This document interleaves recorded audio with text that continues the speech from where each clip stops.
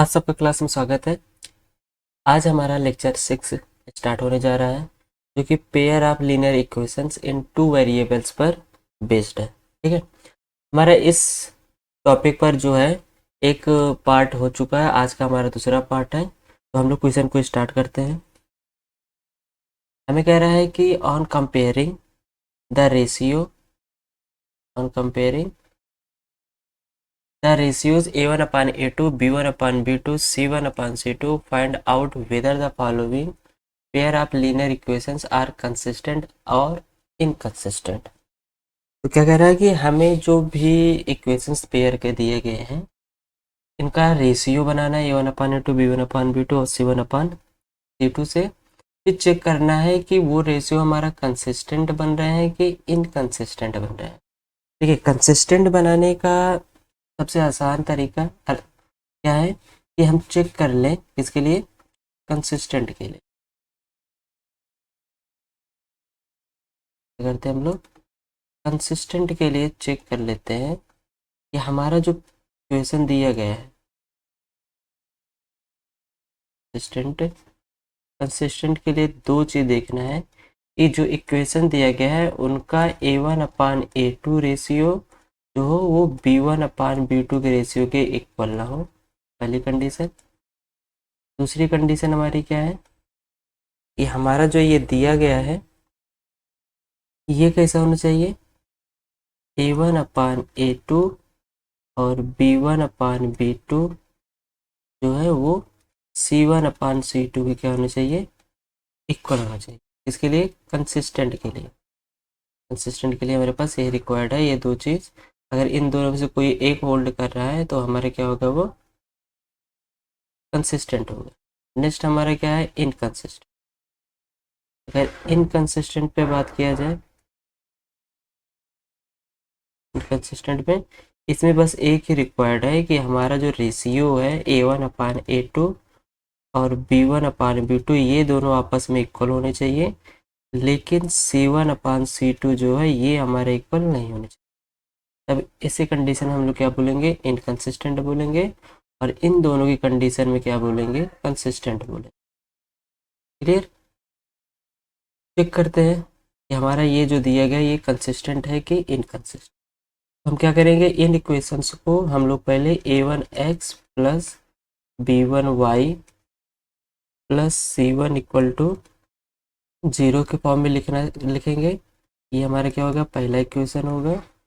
और दूसरे इक्वेशंस को हम लोग a2x plus b2y plus c2 equal to 0 के फॉर्म में लिखेंगे। ठीक है, यहाँ से अगर हम इसकी बात किया जाए, इसको हम लोग कैसे लिख सकते हैं? 3x प्लस 2y प्लस 5 को हम लोग इधर शिफ्ट करेंगे तो -5 इक्वल 0। ठीक, ये हमारा क्या होगा? इक्वेशन नंबर, इसको स्टार मान लेते हैं। नेक्स्ट हम क्या करेंगे? इस वाले इक्वेशंस को लिखेंगे 2x माइनस 3y प्लस 7 को हम लोग क्या करेंगे? यहाँ पर शिफ्ट करेंगे तो ये -7 इक्वल 0। ये हमारे क्या हो जाएगा? सेकेंड स्टार हो जाएगा। ठीक है, क्या करेंगे? पहले इक्वेशंस को पहले स्टार से कंपेयर करेंगे। यहाँ पे x का कोएफिशिएंट 3 है, यहाँ पे x का कोएफिशिएंट क्या है? a1। यहाँ से क्या मिल जाएगा? a1 equal to 3 and b1 equal to 2 and c1 equal to -5। a2 equal to हम क्या करेंगे? दूसरे इक्वेशंस को हम लोग दूसरे स्टार से कंपेयर करेंगे। a2 equal to 2, b2 equal to -3 और c2 इक्वल टू हमारे पे क्या दिया गया है? -7। ठीक है, अब क्या करेंगे? इनका रेशियो बनाएंगे। रेशियो बना लेते हैं। रेशियो कैसे बनाना है कि हमको क्या करना है? a1 अपान a2 की वैल्यू निकालना है। तो a1 अपान a2 क्या दिया गया है? 3 अपान 2। b1 अपान b2 की वैल्यू निकाल लेते हैं। यहाँ से हमें क्या मिलेगा?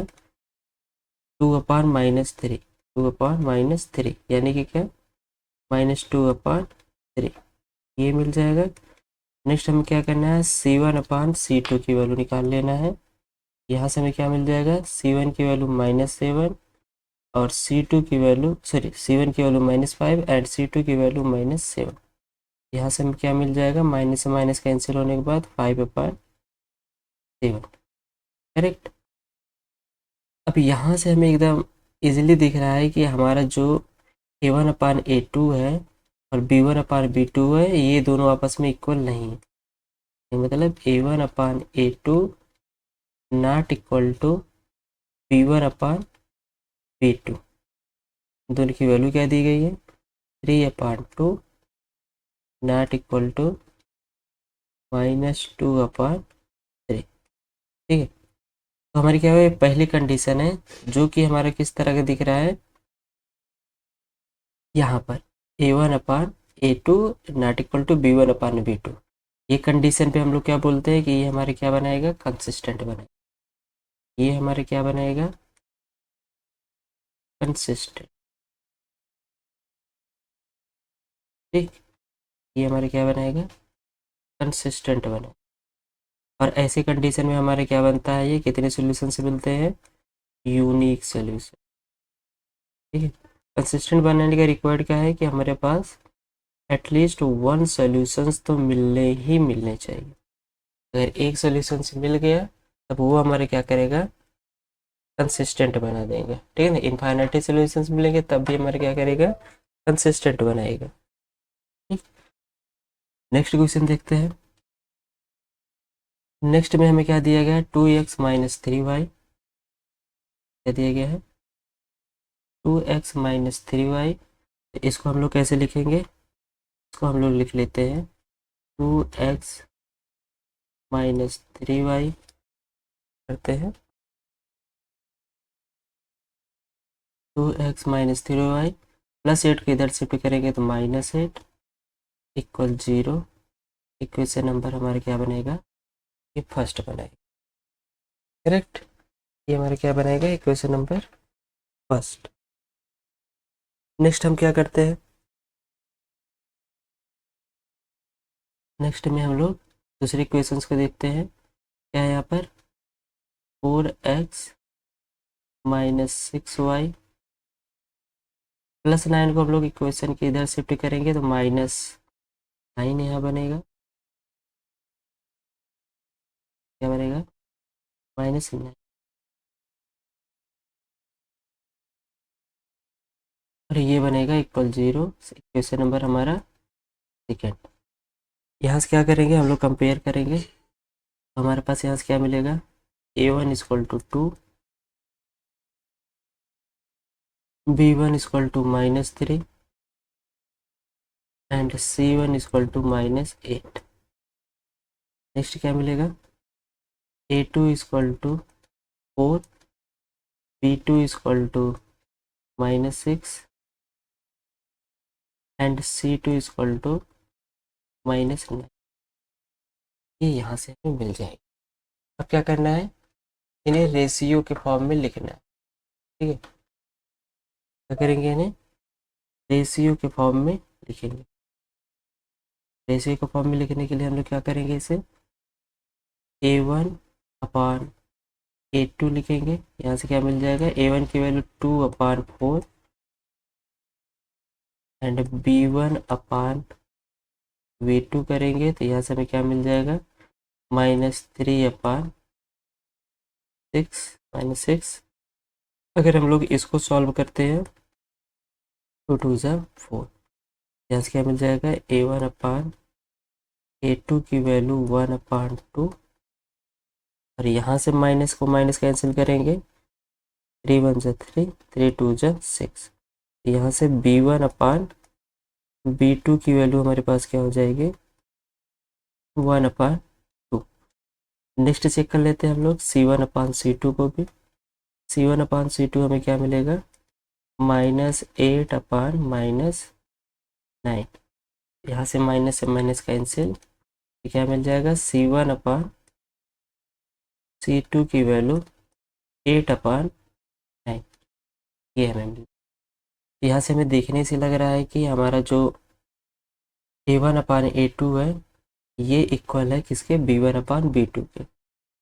A1/A2 जो है ये इक्वल है B1/B2 के, और ये दोनों नॉट इक्वल है किसके, C1/C2 पे। यहाँ से हमें क्या मिल जाएगा, 1/2 is equal to 1/2 not equal इसके C1/C2। C1/C2 मतलब 8/9। करेक्ट। तो ऐसी कंडीशन में हमारे क्या हो रहा है, ये कौन सा कंडीशन हमारा यहाँ पे लग रहा है, ये वाला। हमारा ये क्या कह रहा है कि अगर ऐसी कंडीशन बनेगी तो क्या होगा, इनकंसिस्टेंट होगा। ये हमारा क्या बनाएगा, इनकंसिस्टेंट।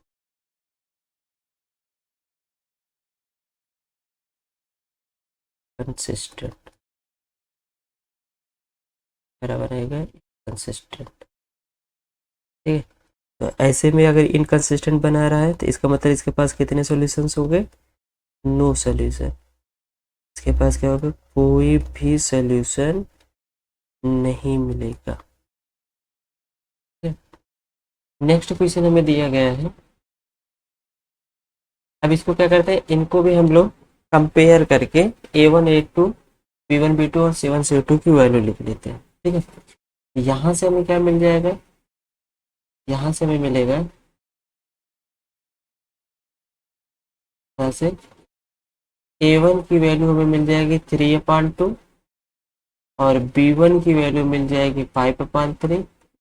और यहाँ से जब इसको हम लोग इधर शिफ्ट करेंगे तब C1 की वैल्यू हमें मिल जाएगी -7।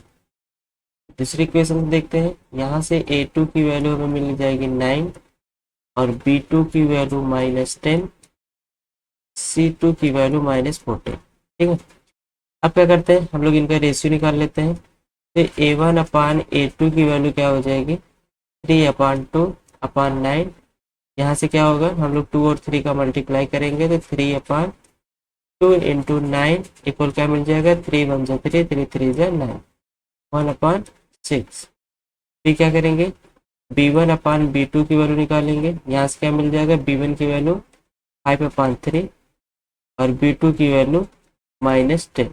फिर की वही करेंगे हम लोग, 3 और 10 का मल्टीप्लाई तो -5/3 इंटू 10, 5 1 5 5 2 10, -1/6। अभी यहाँ से देखिए हमारे पास यहाँ पे क्या दिख रहा है कि A1/A2 और B1/B2 हमारे क्या है, नॉट इक्वल है। तो यहाँ से क्या करेंगे, A1/A2 not equal to B1/B2। देखने से लग रहा है कि 1/6 जो है वो -1/6 से बड़ा, सॉरी बराबर नहीं है। तो ऐसी कंडीशन में हम लोग क्या करते हैं, हमारा ये क्या बनाता है, कंसिस्टेंट बनाता है। क्या बनाता है, कंसिस्टेंट। ठीक है ना। कंसिस्टेंट में हमारे क्या होता है कि यूनिक सोल्यूशन मिलते हैं। सॉरी, यूनिक सोल्यूशन में क्या होता है, मतलब यहाँ पे हमारे क्या बन रहा है, यूनिक सोल्यूशन बन रहा है। यूनिक सोल्यूशन की वजह से ये हमारे क्या बन रहा है, कंसिस्टेंट बन रहा है। चलिए नेक्स्ट क्वेश्चन देखते हैं। नेक्स्ट क्वेश्चन हमें भी दिया गया है, यहाँ से हम लोग क्या करेंगे, A1 A2 और B1 B2 की वैल्यू निकाल लेंगे। यहाँ से क्या मिल जाएगा, A1 बराबर 5 और B1 बराबर -3 और C1 बराबर क्या मिल जाएगा, इसको हम क्या करेंगे, यहाँ पे शिफ्ट करेंगे। यहाँ से क्या मिल जाएगा, -11। ठीक। नेक्स्ट इक्वेशन में देखेंगे तो A2 की वैल्यू क्या मिल जाएगी, -10 और B2 की वैल्यू हमें मिल जाएगी 6 और C2 की वैल्यू हम लोग क्या करेंगे, -12 को इधर शिफ्ट करेंगे, उसे -22 को इधर शिफ्ट करेंगे। यहाँ से क्या मिल जाएगा, +20। ठीक है। यहाँ से हम कंपेयर कर लेते हैं, कंपेयर मीन्स रेशियो फाइंड कर लेते हैं। A1/A2 की वैल्यू क्या मिल जाएगी, यहाँ से A1 की वैल्यू कितनी है, 5 और A2 की वैल्यू कितनी है, -10। यहाँ से क्या मिल जाएगा, -1/2। फिर क्या करेंगे हम लोग, B1/B2 की वैल्यू निकाल लेते हैं। यहाँ से क्या मिल जाएगा, B1 की वैल्यू मेरे पास क्या दी गई है, -3 और B2 की वैल्यू क्या दी गई है, 6। यहाँ से सॉल्व करें क्या मिलेगा, -1/2। ठीक है। फिर क्या करेंगे हम लोग, C1/C2 की वैल्यू निकालेंगे। C1 की वैल्यू -11 और C2 की वैल्यू कितनी है 22। यहाँ से हम लोग सिंप्लीफाई करेंगे तो -1/2। यहाँ से देख क्या हो रहा है कि यहाँ पे तीनों रेशियोज हमारे कैसे हैं, आपस में इक्वल है। यहाँ से क्या मिल जाएगा, A1/A2 इक्वल होगा किसके, B1/B2 के और C1/C2 के। यहाँ से बोल सकते हैं कि -1/2 इक्वल है -1/2 के। और क्या है यहाँ पर, यहाँ से -1/2 ये आपस में क्या है, इक्वल है। तो ऐसी कंडीशन में क्या हो रहा है कि हमारे तीनों इक्वेशन से तीनों रेशियोज क्या हो रहे हैं, इक्वल हो रहे हैं। इक्वल हो रहे हैं मतलब क्या है, यहाँ पर हमारे क्या बनाएगा, इनफाइनाइटली माइनी सोल्यूशन। कितने बनाएंगे, इनफाइनाइटली माइनी सोल्यूशन। ठीक है, इनफाइनाइटली माइनी सोल्यूशन। अगर यहाँ पे इनफाइनाइटली माइनी सोल्यूशन बन रहा है, इसका मतलब क्या है, ये हमारा क्या बनाएगा, कंसिस्टेंट बनाएगा। क्या बनाएगा, कंसिस्टेंट।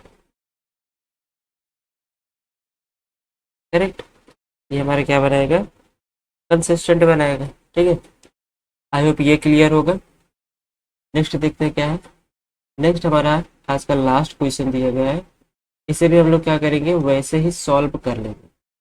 यहाँ से हम क्या करेंगे, हम लोग को यहाँ पे क्या दिया गया है, A1 इक्वल टू हमें दी गई है 4/3 और B1 इक्वल टू दी गई है 2 और C1 इक्वल टू दिया गया है -8।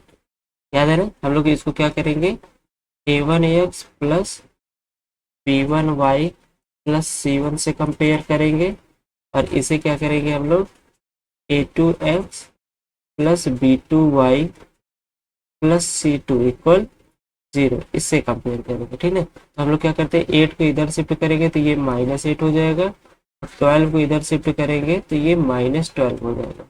इसलिए हमारे क्या हो जाए, C1 की वैल्यू -8 में हो रही है और यहाँ से A2 की वैल्यू हमारे पास क्या मिलेगी 2 और B2 की वैल्यू हमें क्या मिलेगी 3 और C2 की वैल्यू हमें क्या मिल जाएगी -12। क्या करेंगे, यहाँ से हम लोग रेशियो फाइंड कर लेते हैं, A1/A2 बराबर कितने मिलेगा, 4/3/2। यहाँ से 3 और 2 को मल्टीप्लाई करेंगे तो 4/3 इंटू 2, 2 1 जा 2, 2 2 जा 4। यहाँ से क्या मिल जाएगा 2/3। फिर क्या करेंगे, B1/B2 की वैल्यू निकालेंगे, क्या मिलेगा यहाँ से 2/3 और फिर क्या करेंगे हम लोग, C1/C2 की वैल्यू निकालेंगे। यहाँ से क्या मिलेगा, C1 की वैल्यू -8 और C2 की वैल्यू -12। माइनस से माइनस कैंसिल, 4 2 जा 8, 4 3 जा 12। यहाँ से क्या मिल गया 2/3। मतलब तीनों की वैल्यू हमारी कैसी आ रही है, इक्वल आ रही है। यहाँ से क्या पता चल रहा है कि A1/A2 इक्वल है B1/B2 के और ये दोनों इक्वल है C1/C2 के। मतलब 2/3 इज इक्वल टू 2/3 और यहाँ से भी ये 2/3। यहाँ पे क्या हो रहा है, ये तीनों हमारे क्या बन रहे हैं, इक्वल बन रहे हैं। इक्वल बन रहे हैं तो इसका मतलब इनके पास कितने सॉल्यूशंस होंगे, इनफाइनाइटली माइनी सॉल्यूशन। कितने सॉल्यूशंस मिलेंगे, इनफाइनाइटली माइनी सॉल्यूशन। ठीक है, तो अगर इनफाइनाइटली माइनी सॉल्यूशन बने तो ये हमारा क्या बनाएगा, कंसिस्टेंट बनाएगा, कंसिस्टेंट। क्लियर। तो इस वाले सवाल में हमारे पास बस इतने क्वेश्चन थे, तो आज के लिए इतना ही।